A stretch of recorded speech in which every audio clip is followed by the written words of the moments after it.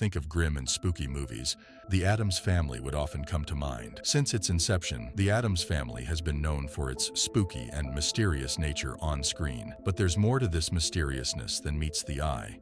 In this video, we'll be discussing 10 mysterious and macabre secrets of the original TV show. Stick with us, it's gonna be spooky. The franchise started as a newspaper cartoon.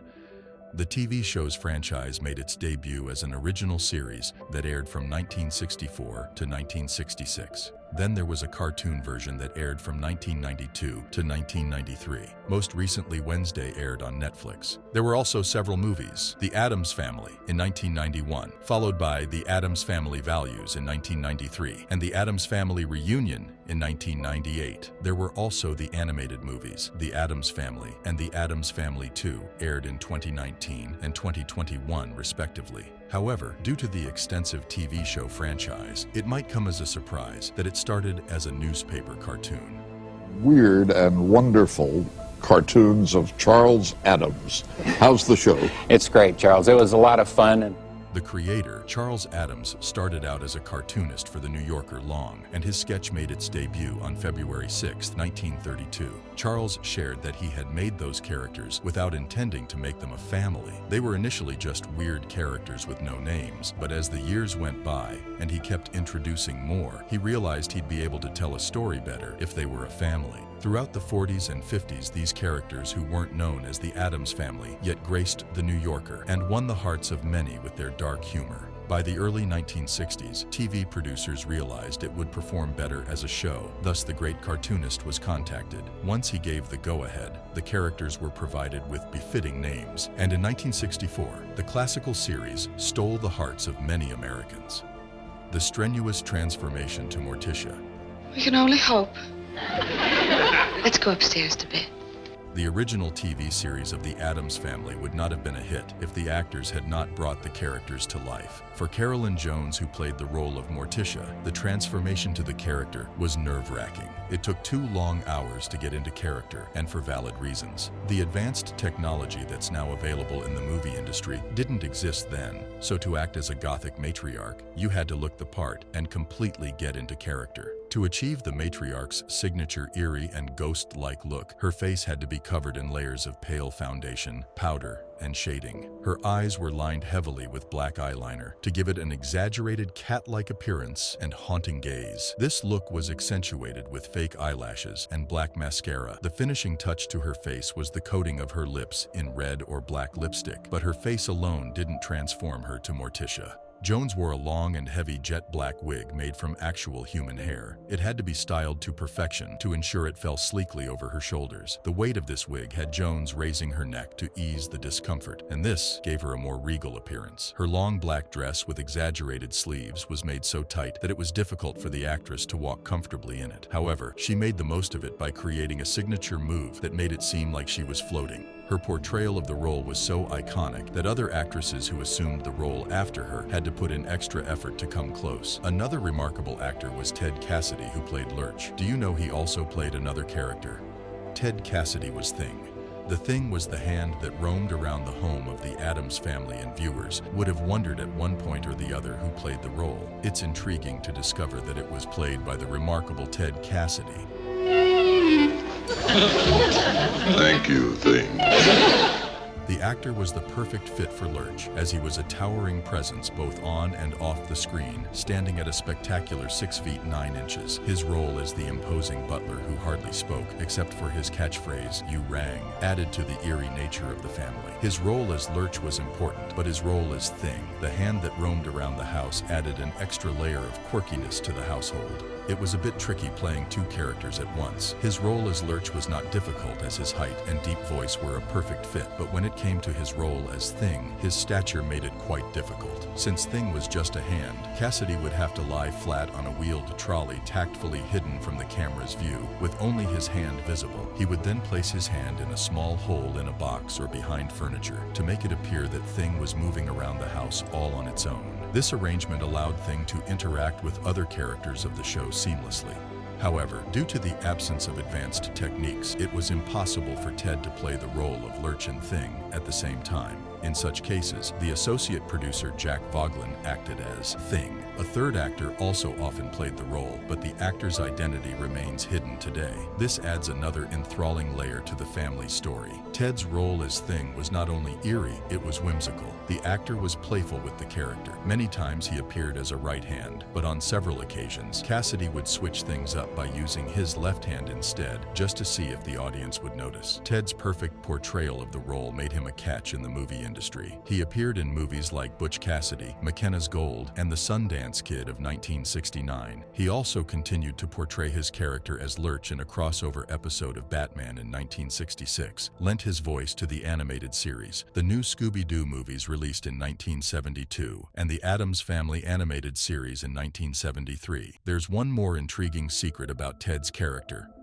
Lurch. Lurch's catchphrase almost didn't exist. You rang. The producers of the original series intended for the tall butler to be mute, to add a layer of mystery to his character further. However, while filming the plot, Ted decided to improvise and came up with the famous line, "You rang." The statement would have been scrapped, but his deep voice was so impressive that it was decided that the use of this single line added a more mysterious feel to the movie, and it was recurring through the rest of the series. The characters were great, but the eerie nature of the setting also contributed to the success of the original series. The home of the Addams Family in the original series. Contrary to popular belief, the creepy house in the original series was an actual home, not a set stage. The show's producers used an exterior shot of an impressive home found at 21 Chester Place, Los Angeles, as the exterior of the home of the family. However, they made it a lot spookier by adding some effects, including a third-floor tower, which gave it a more Victorian aesthetic. Unfortunately, you can't actually visit the house today, as it has been demolished. This building was a part of Mount St. Mary's College, and shortly after the movie was shot, the school tore down the home to build a parking lot. How heartbreaking. However, the house that inspired the house in Charles Addams's cartoon sketches is still standing in the small town of Westfield, New Jersey to date. The structure of the house might have been ancient, but the devices used in the Addams Family home were from the future. The Addams Family made use of high-tech devices. In the outstanding show, the family was seen using a universal automatic computer named Wizzo. At the time, computers were not household staples, so seeing them being used in the series showed the producers' ability to combine features from the past and future. In fact, the Addams Family home was one of the first TV households to use a high-tech gadget like this. Wizzo made its first appearance in the 19th episode of the first series, titled The Addams Family Splurges, where Gomez and Pugsley built the device to calculate the cost of a family trip to the moon. This computer made another appearance in the final season, when Gomez was running for the town's mayor. During the episode, Wizzo was used to boost Gomez's chances of winning the election.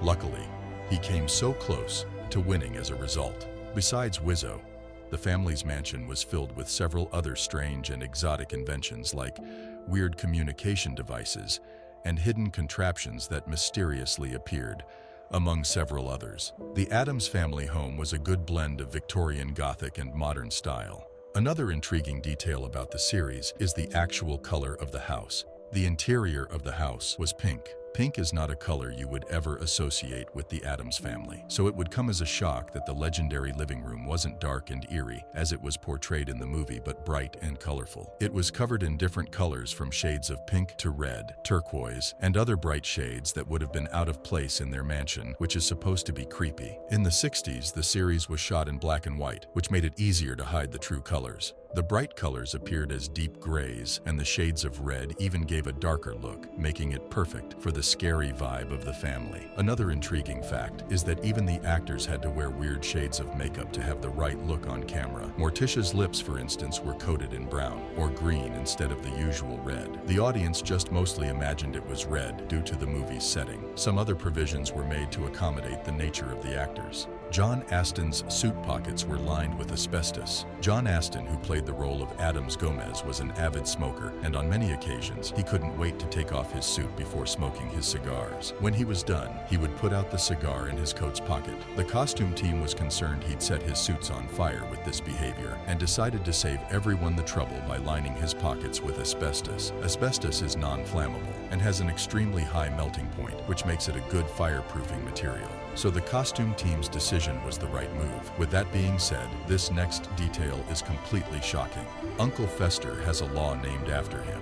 Uncle Fester, who was introduced in the original series as a relative of Morticia, could be considered the oddest of the oddballs. However, the actor who played the character, Jackie Coogan, was the complete opposite. He even got a law named after him. Coogan began his acting career long before he was Uncle Fester. He began his acting career as a child actor in silent dramas, with his most notable work in the 1921 movie, The Kid. He was also recognized for his role in the 1922 movie, Oliver Twist. Coogan was one of the first child stars in Hollywood's history, so you can estimate the wealth he had amassed from a young age. Unfortunately, when he grew older, he discovered that his mother and stepfather had squandered the millions he had saved up on frivolities. He was determined to get back every penny, so he sued them. Although he couldn't get back all his money, the legal battle resulted in the 1939 enactment of the California Child Actors Bill, popularly known as the Coogan Act. This law stated that a child actor's employer must set aside 15% of the earnings in a trust to ensure that a repetition of Coogan's case never occurred. So Uncle Fester saved the day once again. And finally, Morticia and Gomez had an intriguing love life. In the 60s, TV couples hardly showcased any passion. They were always prim and proper, but Morticia and Gomez broke these rules. Their on-screen chemistry was sizzling, and they were one of the first TV couples to hint at an active sex life. Although their love was strange, with Gomez clearly obsessed with his wife's beauty and French phrases, they were still able to showcase the passion experienced by regular couples. However, despite their breaking of the on-screen sexual rules, there was a limit to their display of love. Gomez would only ever kiss Morticia up and down her arm and never kiss her on her lips. Tish, when you speak French, you know how it affects me. Several decades have passed since the original series was released, but it would forever remain a spooky classic. So, have you watched this original series, or you only watched the most recent movies from the franchise? Kindly let us know in the comment section. Also, don't forget to like, share, and subscribe. See you in the next video.